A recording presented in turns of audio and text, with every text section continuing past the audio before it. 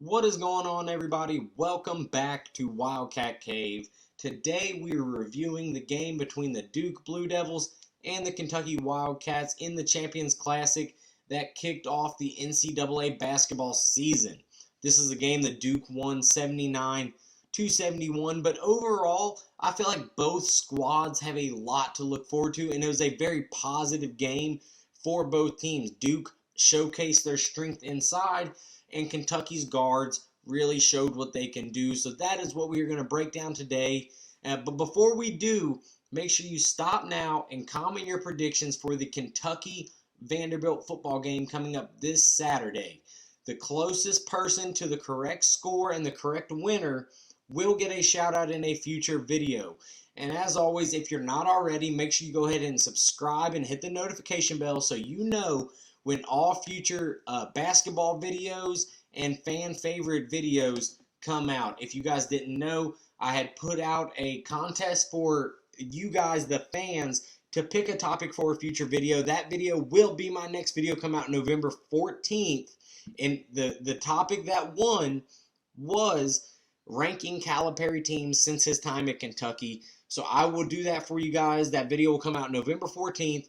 So make sure you're subscribed for future contests and future videos like that, as well as you guys get the chance for a shout out on this channel if you are the closest person to the correct score in the Kentucky-Vanderbilt game. And speaking of being the closest score, congratulations to Lonnie Williams. He was the closest person for the Kentucky-Tennessee game. He was one of the few people that predicted a Tennessee win. So congratulations, Lonnie Williams. Make sure you, along with everybody else, comment your score for the Vanderbilt game, and the closest person will get a shout out in that one as well. Now getting into Kentucky and Duke.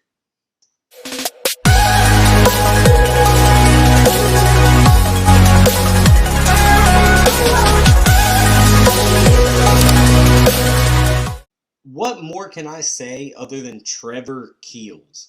This dude was overall amazing.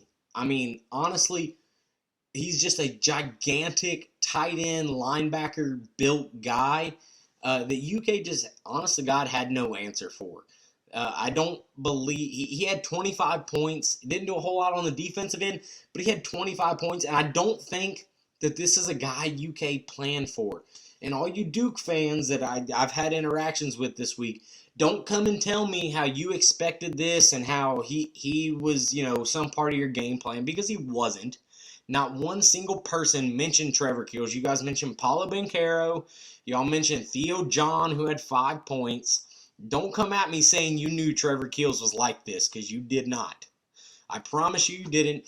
But to be fair, neither did Kentucky. Kentucky had no answer for him, and I think the downfall for Kentucky is that they did not game plan for him. I think that they decided they were going to let Paulo Banchero do what he does and make the rest of them beat you, and the problem is Trevor Keels did. He was that guy, and he did beat you. That's what it comes down to. This dude is a beast, man.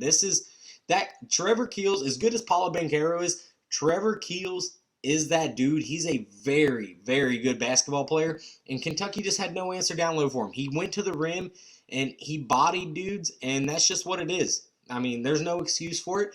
Kentucky just did not have an answer for Trevor Keels. And speaking of Paulo Banchero, he was exactly what I expected him to be. He had, I believe, 22 points, played very well, 7 rebounds.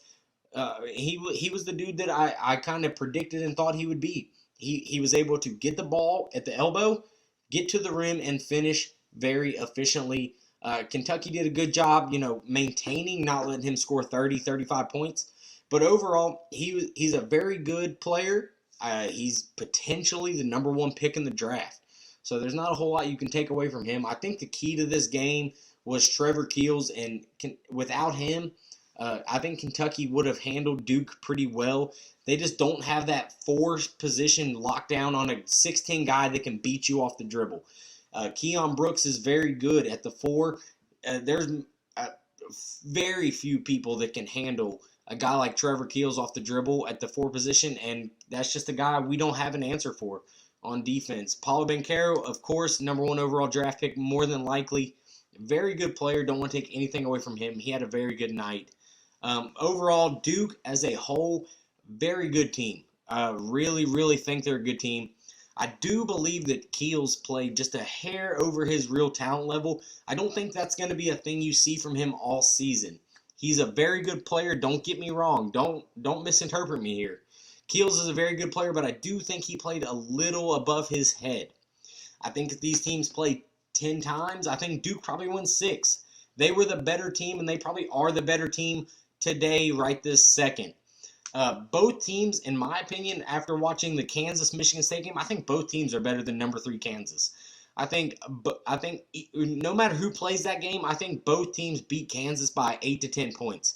I think Kansas is always a little overrated, and I think Duke and Kentucky are honestly both underrated. Both of those teams, in my opinion, are probably top 7, 6 teams, something like that. I'm as a Kentucky fan, I'm not discouraged by this game at all. Keels and Banchero, along with Wendell Moore, they're really their only players. Nobody else on Duke had a really standout game.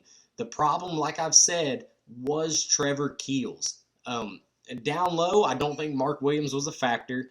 All you guys had told me how that 7'1" monster was going to eat us up. He did not. He had 5 points. Theo John is another guy you guys talked all sorts of stuff about. He did not do much. He also, I think, had 5 points. So overall, I don't want to hear how you guys predicted this because you didn't. Theo John and Mark Williams are just non-factors. Mark Williams has 4 inches on Oscar, and Oscar had 19 rebounds. So overall, I do think Kentucky is the better team. I think exactly what I thought would happen would happen. The problem was Ty Washington didn't play well. I don't think Duke out-physicaled Kentucky down low. I think Oscar tore them up, obviously, on the boards with almost 20 rebounds against a team that had multiple dudes bigger than him. I think Kentucky out-physicaled Duke. I think the problem came in Ty Washington, and some of our guards did not play very well. I think Kentucky out-physicaled them down low. I think they just were not as efficient scoring. The guards for Duke were just solely outplayed. Now for Kentucky, Oscar, he had 17 points, 19 rebounds. This dude is going to be a beast. And keep in mind, he not only had 19 rebounds, he had 19 rebounds against probably the longest team in the country in Duke. Going up against a 7'1" and a 6'10" guy in Williams and Banchero, and throw in some other guys there, when Kentucky plays like Notre Dame and Ohio State, it's going to get ugly for those guys. They don't have guys like Duke has that can challenge Oscar down low. Now, their only hope is to get Oscar in foul trouble, and maybe they do. And my only grievance right now with Oscar is that he needs to be more efficient down low. He was something like 8 for 14 from the field. He needs to be a lot closer to 12 from 14. He's not taking 15-footers. He's taking 5-footers and in. So he needs to be more efficient down low.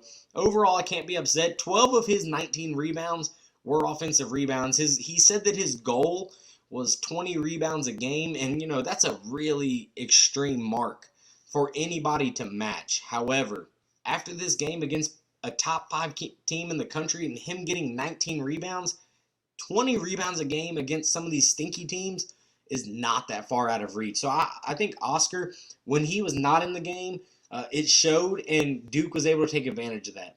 I think that was another downfall. Cal left him out too much. He needed to let him play through and maybe pick up another foul, but he didn't, and that ultimately, did not bode well for Kentucky. Keon Brooks overall had a bad day. He was 4 for 10 shooting. Like I said, he just could not. He's not good enough to guard Paolo Banchero. There might be a total of 2 or 3 guys in the country that does what Paolo Banchero does, and Keon's just not good enough to guard those guys. I think overall in the season, Keon will be fine. Like, he's good. He's good enough to guard everybody else, just not those 2 or 3 guys at the 4 position. So overall, Keon will be fine. Now, Ty Washington. This is where it really came down to the game. Duke did a really good job at locking him down and not letting him get in the flow and score a whole lot. He was 3 for 14 shooting for 9 points.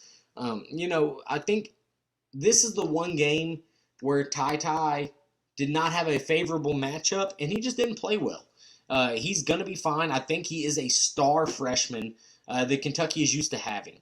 If Ty has an average game and scores, 15, 18 points, something like that, like he should do against all teams. Ty is that type of guy. He can score at all three levels, and he's not a bad player. He had a bad game, and ultimately it cost Kentucky. Cal left him in a little too long, in my opinion, and I think Cal has even went as far as to say that he let Ty have a little too much leash there. He should have been on the bench a little more and let Mintz come in. Ty didn't play well, and it eventually cost Kentucky the game. Speaking of guards for Kentucky, Xavier Wheeler, he played really well.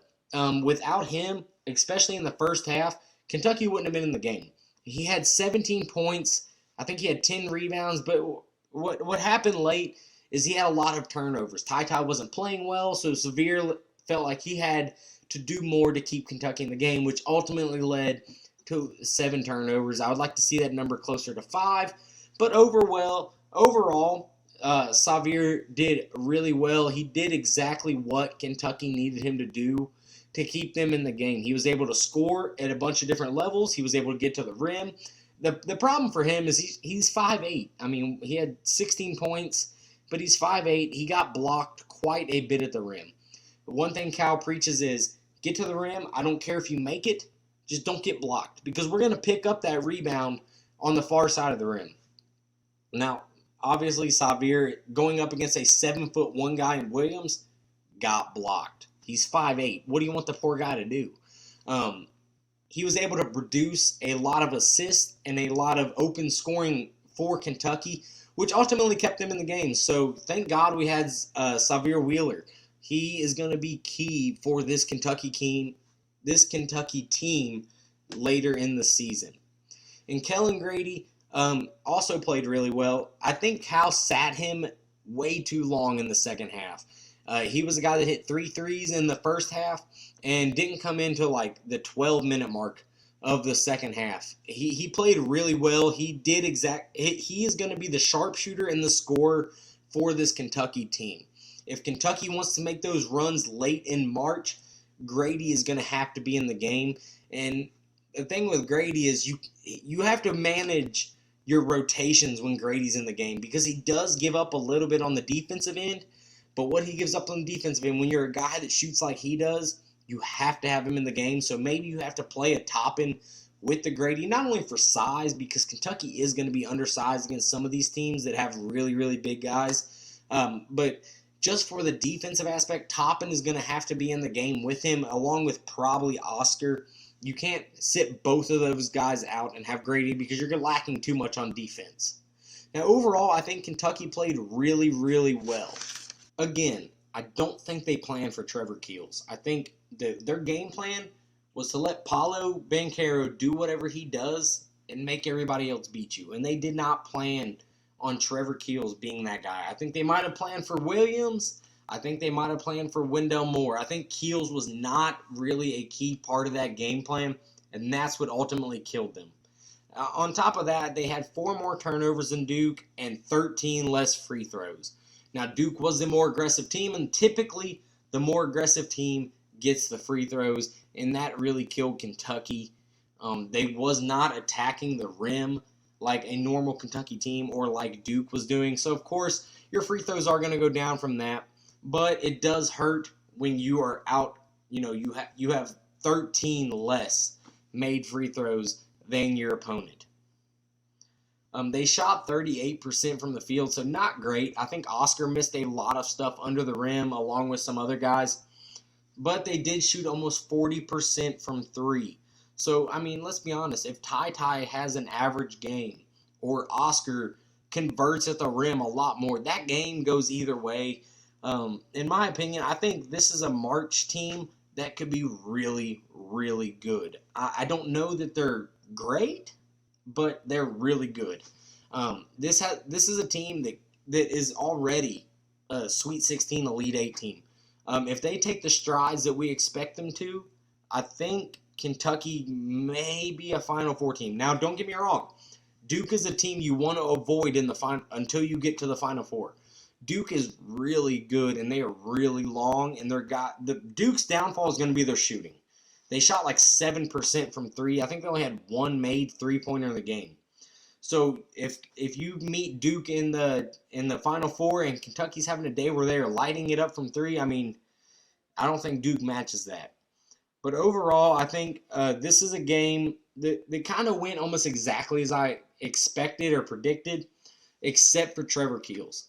Trevor Keels really and truly was the difference in this game, and Ty Washington was the downfall for Kentucky. I don't think you're going to see Ty have these performances often. I think this is just a matchup problem. It was his first college game under the big lights at Madison Square Garden against Duke in Coach K's final season. I think there was a lot going against the Cats here and against Ty. I think as the season progresses and this team gels, I actually haven't seen a lot of Kentucky fans be too down about this game. I think it's all really positive from here for the Cats. I do expect a really good season from them. I expect a late run in March, that Elite Eight, Final Four type run that we're used to seeing from the Cats. I think that is well within reach. And if they play really well and everything comes together and the stars align, I think we see Kentucky in the championship game, or at least the Final Four. I think they have that type of potential. And let's be honest, this Duke team is really good. I want to avoid them too. But I think if we meet in March, Kentucky's ceiling is a little bit higher with our shooting. But right now, Duke is just the better team. So I'm not too really upset about this. I look forward to this season. But that is going to do it for this video, guys. So thank you all for watching. Make sure you comment your score for the Vanderbilt-Kentucky football game this season down in the comments. That way you have a chance at a shout-out in a future video. Let me know your thoughts on this game as well as this team. I personally am very positive. It seems like a lot of our fans are positive about this game. So let me know that as well down in the comments. Subscribe if you're not already for all future basketball videos. And let me know if you like this type of video where it's just me. You don't really see, all the graphics and stuff I normally do. Let me know what you think about this type of video as well down in the comments. I will see you guys in the next video. Go Cats.